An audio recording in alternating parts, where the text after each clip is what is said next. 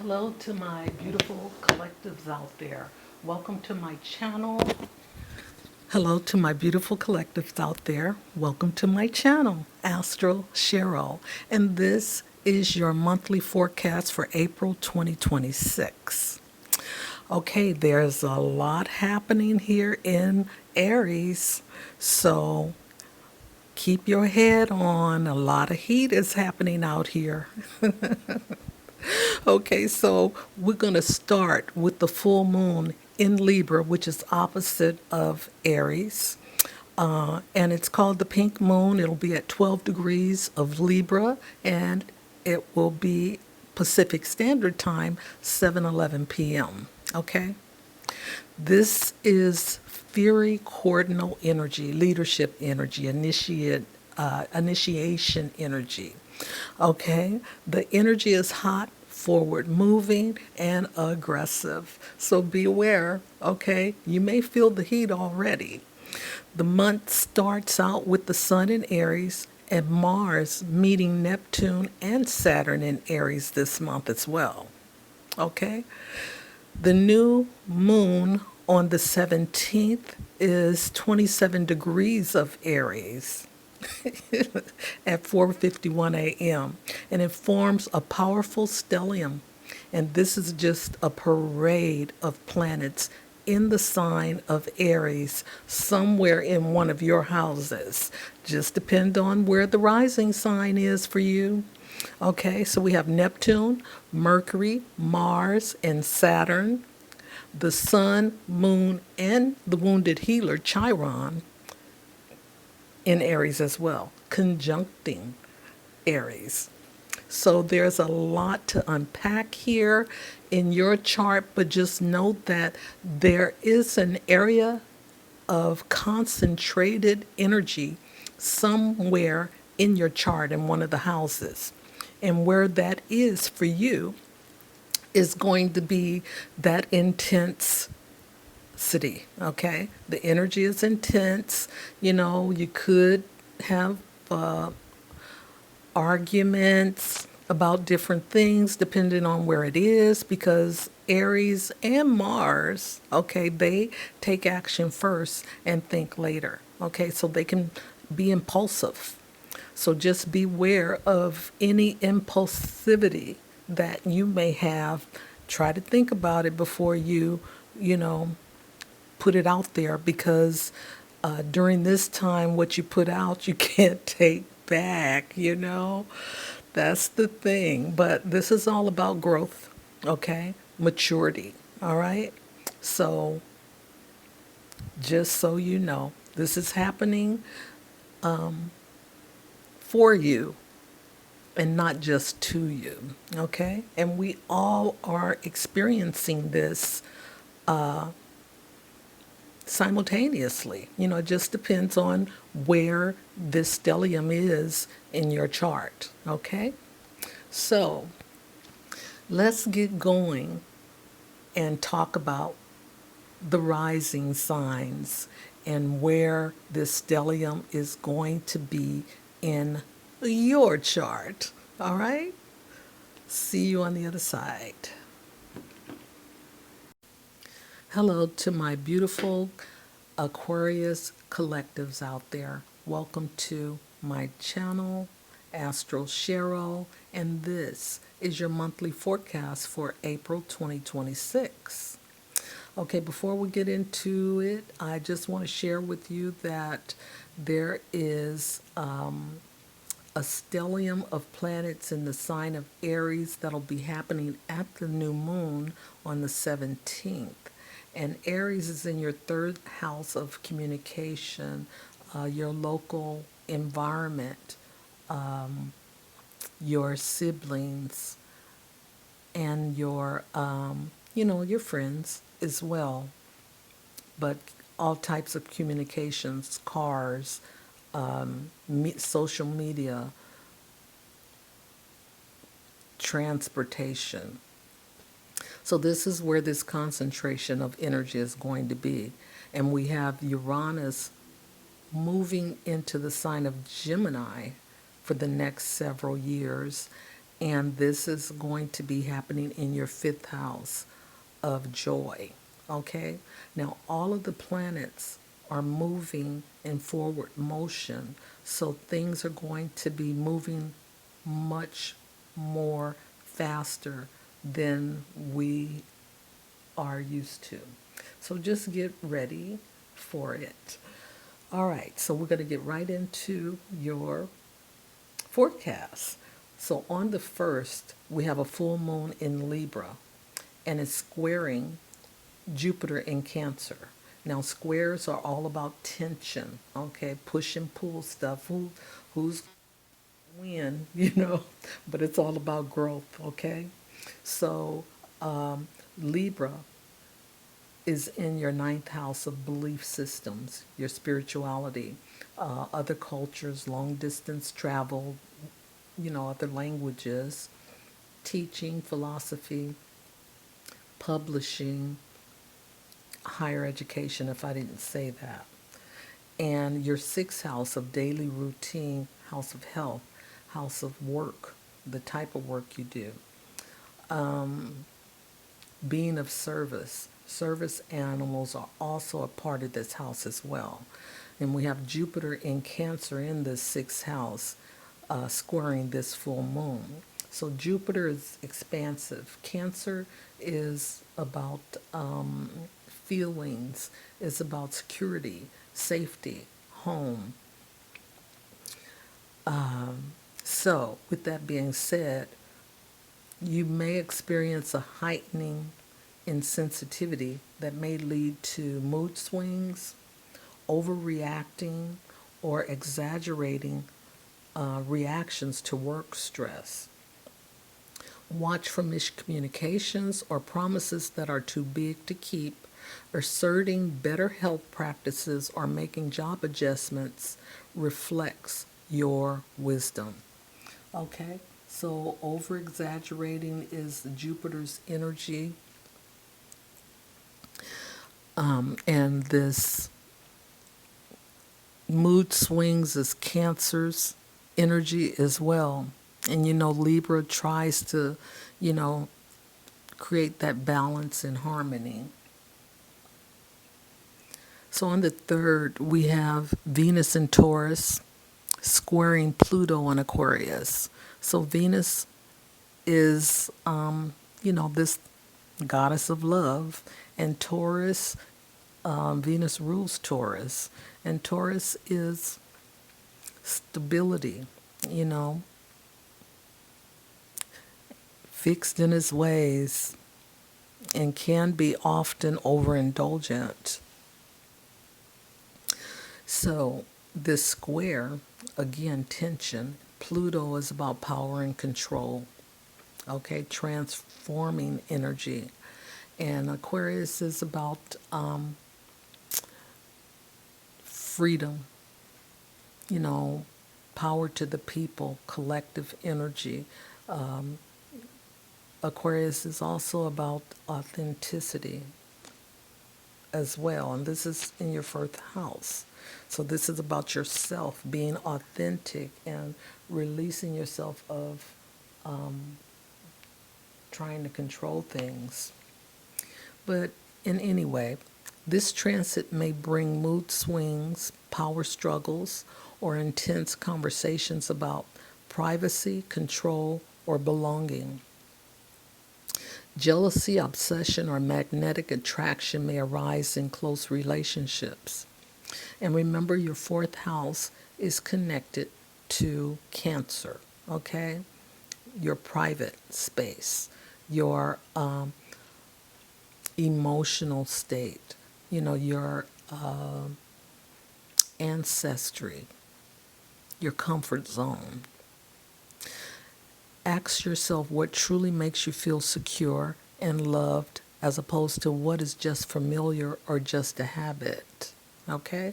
Let go of old family patterns, set firmer personal boundaries, and step into a more authentic self-image that aligns with your deeper values. All right, on the 5th, we have the Sun in Aries. This is in your 3rd house. and is squaring another tug of war here with Jupiter in Cancer. You know, we have overextending Jupiter with safety driven Cancer through emotional aspects. Your enthusiasm is hyped for learning or networking, but your schedule may be conflicting with work overload or health demands. I don't know what's going on with my vision here. You may have job opportunities in communication related fields or skill building, but excess optimism may lead to scattered efforts or neglecting details may occur. All right.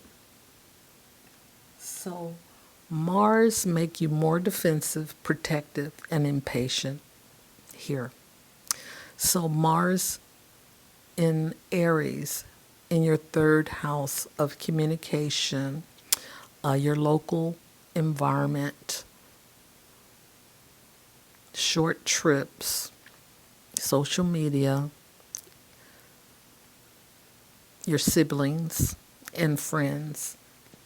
So this transit sparks bold self expression, making you more direct and spontaneous in conversations, writings, or short trips. It boosts courage for debates or learning, but risks hasty words. So be careful with your speech. Arguments with siblings, neighbors, or mental restlessness may occur. On the 12th, we have Mars conjunct Neptune in your third house. So remember that Mars is, it blurs your vision. Things that you think are at face value are not, okay? Neptune is good for creative writing in this third house energy. It's also a very artistic energy as well. So people with Neptune can sing or play instruments or, you know, be more spiritual, meditative, yoga driven types. So these are some ways that you can use Neptune to your advantage. All right, so your desire to communicate, learn, or argue can feel intense, but also vague or idealistic. You may send messages you later regret, overpromise in conversations, or get caught in someone else's story. All right? Short trips, local errands, or daily commutes can become more dramatic or unexpected delays, and you might feel extra sensitive to others' moods while interacting. Creative writing, social media posts, or casual conversations can carry a strong magnetic or romantic vibe, but also risk being misleading, exaggerated, or based on half truths. On the 15th, we have Mercury moving into Aries, and this is happening in your third house again. So we have this stellium that's coming up at the full moon that is going to intensify your third house, okay? So just know, you know, your local neighborhood, your neighbors, your siblings, if they're close by, are going to be affected, and your communication through social media as well. Driving, cars, commutes, and things like that are going to be affected as well. So just be cautious. So this transit may spark quick skill building, hands-on learning, and starting new projects. Okay? Mental restlessness or overconfidence may lead to hasty decisions. Structure routines for best results. On the 16th, we have Saturn. No, we have Mars and Aries conjuncting Saturn in your third house. Okay, and Saturn is the authority figure. It delays, it sets limitations. Saturn makes you think through a process methodically, and it also grounds you. Okay, so mentally, you may comfort your habits. You may confront your habits of rushing, being impatient, or using your speech carelessly. You are urged to slow your thinking and choose your words and actions carefully. In practical life, you may face delays or tensions around email messages, local commute, schools, or communication with siblings or classmates. So just know that is a part of the conjunction here with Saturn. The 17th is the new moon, and this is where the stellium is activated, and this is all happening in your third house of communication. So this new moon is at 27 degrees Aries at 4:51 a.m. Now, this is a great time for starting courses, writing projects, or quick research. Your daily life feels dynamic with lively chats, social media bursts, or spontaneous short trips that refresh your mindset. Okay, so be aware of your environment. Be aware that your environment sharpens your mind and it boosts your alertness for negotiations, forms, or social ease. So just be more aware of what's going on around you. All right, so we have that stellium, which consists of Neptune, Mercury, Mars, and Saturn happening in Fury Aries on the 17th. Now, on the 20th, we get a little bit of relief from all this intense Aries energy when the sun moves to Taurus, and this is happening in your fourth house. Okay, so the sun is in Taurus. Taurus is easygoing. Venus is in the sign of Taurus. Venus is easygoing, loving, caring, relaxed, and involved with her beautiful self. Okay, so there is some relief here. And again, it's happening in your fourth house of home, your house of family, ancestry, your relationship with your spouse or significant other, and your other family members, your parents, and your siblings as well, fall here. So we have this aspect is introspective and stresses a time for quiet self examination, understanding how your upbringing shapes your emotion. You may want to make minor upgrades or declutter your home or strengthen your family bonds. It's also encouraging, it also encourages savoring simple pleasures, okay, such as cozy meals or gardening to nurture your sense of belonging. All right, so on the 23rd, we have Venus in Taurus conjunct Uranus, and this is the last time that we will see Uranus in Taurus, okay, in the fourth house. You may experience sudden financial ups and downs linked to your home, such as unexpected repairs or even windfalls.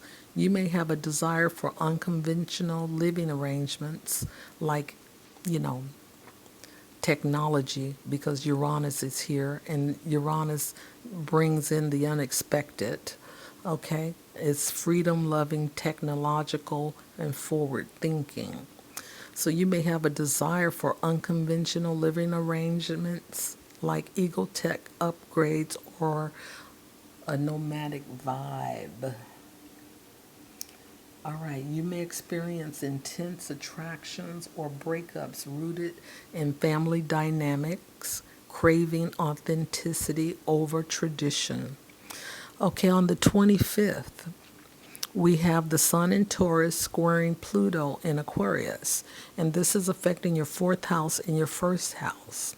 And your first house is about yourself, how you look, how you feel, how you think, how others view you, how you act. So this transit demands authentic self-expression. So being your true self here, but clashes with the attachment to your familial routines, which may lead to an identity crisis or a physical change, such as moving to a new location. You may have some hidden resentment with family members or your self perception. So let go of your control issues here. And the last thing we're going to talk about is Uranus moving into Gemini, into your fifth house, and where it will stay for some time. Okay? I want to say 7 years, but I'm not absolutely correct. But it will be sitting in your fifth house for some years. Okay? So expect breakthroughs in artistic pursuits or hobbies, urging you to experiment with bold, avant-garde ideas. Your love life may electrify with unexpected attractions to quirky partners or demand for more freedom in relationships. Thrilling but unstable connections could arise, challenging traditional romance norms. This transit injects rebellion into leisure sports or even parenting, pushing for flexibility over rigidity. You may gamble emotionally or creatively, but you do take risks that feels liberating to you at this time. Okay, Aquarius Rising, this is your forecast for April 2026. And until next time, bye for now.